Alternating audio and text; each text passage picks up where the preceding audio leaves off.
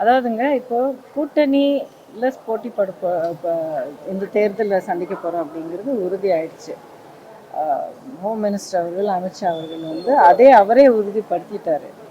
இப்போ என்டிஏ கூட்டணி அப்படிங்கிறதுல என்டிஏ கூட்டணியோட நம்ம அதிமுக வந்து நம்ம இணைஞ்சு நம்ம இந்த தேர்தலில் சந்திக்க போகிறோம். கூட்டணி ஆட்சிங்க சொல்கிற வார்த்தைகள் வந்து பல விதமாக பல அர்த்தங்களை பல நேரங்களில் சொல்லிக்கலாம்.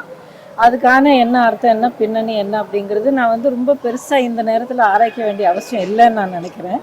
ஏன்னா ஆரம்பத்திலே அமித்ஷா அவர்கள் வந்து அண்ணன் எடப்பாடியார் அவர்களை அன்னைக்கு இந்த கூட்டணி இன்னிலிருந்து வந்து நம்ம வந்து சேர்ந்து நம்ம போட்டியிட போகிறோம், நம்ம சேர்ந்து நம்ம வந்து இந்த தேர்தலில் சந்திக்க போகிறோம்னு சொன்னதுலேருந்து இந்த தேர்தலுக்கான அத்தனை பணிகளையும் அத்தனை விஷயங்களும் அண்ணன் எடப்பாடியார் அவர்களின் தலைமையில் தான் நடக்கும் அப்படிங்கிறதுல ரொம்ப உறுதியாக இருக்கார்.